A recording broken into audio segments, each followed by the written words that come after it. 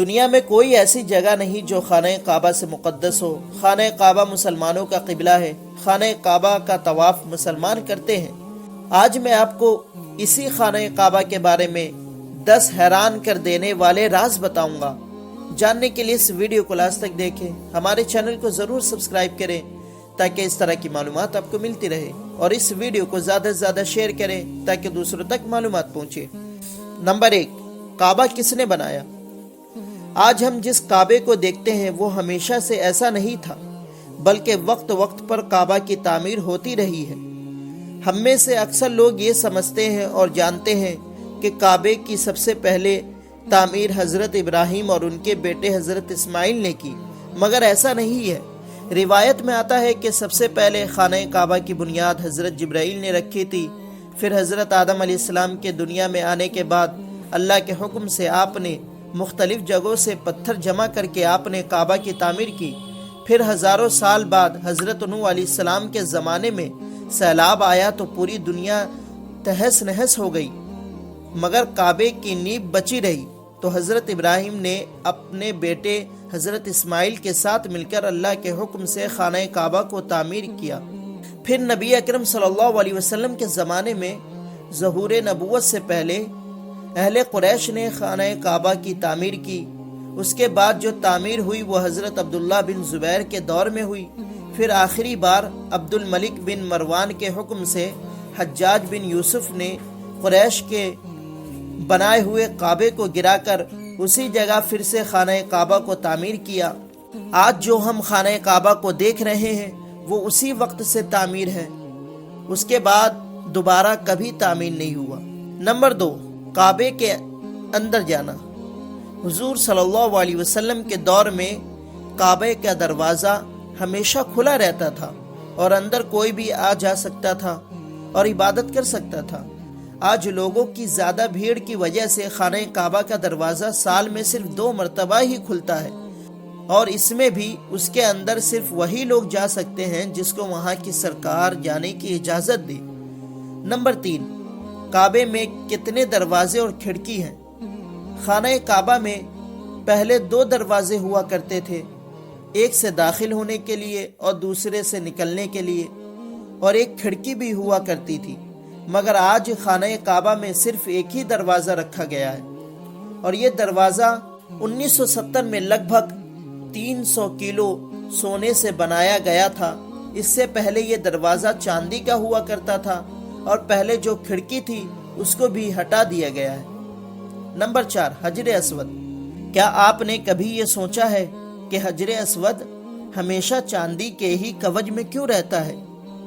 کچھ لوگوں کا کہنا ہے کہ حجر اسود امایاد کی فوج کے ہاتھوں مارے گئے پتھر کے لگنے کی وجہ سے ٹوٹ گیا تھا جب وہ مکہ پر قابض تھے، مگر یہ جنتی پتھر حضرت عبداللہ بن زبیر کی ملکیت میں تھا۔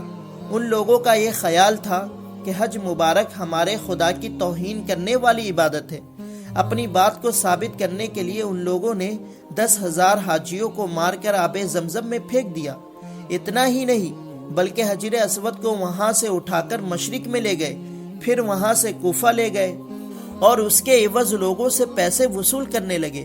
پھر بعد میں جب ان کو مجبور کیا گیا کہ حجر اسود خلیفہ کو لوٹا دیا جائے، تو جب حجر اسود ان لوگوں نے لوٹا دیا اور اس کو عرب میں لایا گیا تو حجر اسود کے کئی ٹکڑے ہو گئے تھے۔ پھر حجر اسود کو جوڑنے کے لیے چاندی کے کوچ میں کیا گیا تاکہ وہ سارے ٹکڑے ایک ساتھ رہے۔ نمبر 5، کعبے کی اونچائی اور چوڑائی کتنی ہے؟ حضرت ابراہیم کے وقت کعبے کا ایک حصہ گول ہوا کرتا تھا جسے آج ہم حتیم کہتے ہیں۔ حتیم کعبے کا ہی حصہ ہے۔ اہل قریش نے جب تعمیر کی کعبے کی تو ان لوگوں نے حتیم والے حصے کو چھوڑ دیا، جس کی وجہ سے وہ آج تک الگ ہے، مگر وہ آخر کار کعبے کا ہی حصہ ہے۔ خانہ کعبہ کی اونچائی 15 میٹر ہے اور اس کی چوڑائی ہر طرف سے الگ الگ ہے۔ مغربی جانب سے 12 میٹر اور 11 سینٹی میٹر ہے، اور مشرقی جانب سے اس کی چوڑائی 12 میٹر اور 84 سینٹی میٹر ہے، اور جنوبی جانب سے خانہ کعبہ کی چوڑائی 11 میٹر اور 52 سینٹی میٹر ہے، اور شمالی جانب سے 11 میٹر اور 20 سینٹی میٹر ہے۔ نمبر 6، کعبے کا رنگ۔ آج ہمیں خانہ کعبے پر کالے رنگ کا غلاف اور سونے کی لائن نظر آتی ہے۔ اس رنگ کے علاوہ دوسرا اور کوئی رنگ ہم تصور بھی نہیں کر سکتے خانہ کعبہ کے لیے۔ مگر کیا آپ کو یہ پتہ ہے کہ پہلے خانہ کعبہ پر مختلف رنگ کے غلاف بھی چڑھائے جاتے تھے، جس میں سے ہرا، لال اور سفید ہے۔ جس کپڑے سے خانہ کعبہ کو کور کیا جاتا ہے اسے کسوہ کہتے ہیں۔ یہ کپڑا کوٹن کا ہوتا ہے۔ اس پر قرآن پاک کی کئی آیتیں سونے کے دھاگے سے لکھی جاتی ہے۔ ہر سال 9 ذی الحجہ کو فجر کی نماز کے بعد غلاف کعبہ کو چینج کیا جاتا ہے۔ ہر سال غلاف کعبہ پر 42 کروڑ روپے سعودی سرکار کی طرف سے خرچ کیا جاتا ہے۔ نمبر 7، خانہ کعبہ کتنے ہیں؟ کیا آپ کو معلوم ہے کہ خانہ کعبہ ایک نہیں بلکہ 2 ہیں؟ خانہ کعبہ کے بالکل اوپر آسمان پر ایک اور کعبہ ہے جسے بیت المعمور کہا جاتا ہے، جہاں فرشتے ہر وقت طواف کرتے ہیں۔ نمبر 8، خانہ کعبہ کی چابیاں کس کے پاس ہیں؟ خانہ کعبہ کے دروازے کو کھولنے کے لیے جن چابیوں کا استعمال ہوتا ہے وہ سعودی گورنمنٹ کے پاس نہیں رہتی، بلکہ نبی پاک صلی اللہ علیہ وسلم کے ایک صحابی کے خاندان کے پاس رہتی ہے۔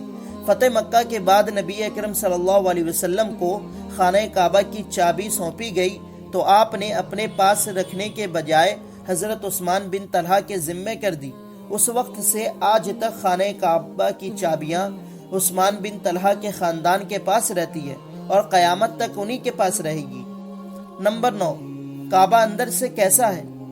کئی صدیوں سے لوگ اندازہ لگاتے رہتے ہیں کہ کعبہ اندر سے کیسا دکھتا ہے، اور ہندوستان کے کچھ ہندو لوگ یہ کہتے ہیں کہ کعبہ کے اندر ہمارے دیوتا کی مورتیاں ہیں۔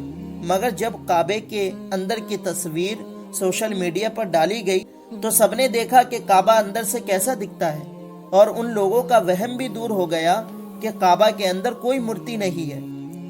نمبر 10، تیر کر طواف کرنا۔ خانہ کعبہ مکہ کے ڈھلان والے ایریا میں ہے، جس کی وجہ سے جب بھی بارش ہوتی تھی تو وادی میں سیلاب آ جاتا تھا اور کعبہ کے چاروں طرف بہت پانی بھر جایا کرتا تھا، اور اس وقت اس پانی کو نکالنے کا کوئی بہترین ذریعہ بھی موجود نہیں تھا، تو لوگ اس وقت بھی طواف کرتے تھے اور طواف تیر کر کرتے تھے، اسی پانی میں تیر کر طواف کرتے تھے۔ امید ہے کہ آپ کو یہ ویڈیو پسند آئی ہو، تو ہمارے چینل کو ضرور سبسکرائب کریں اور اس ویڈیو کو زیادہ سے زیادہ شیئر کریں۔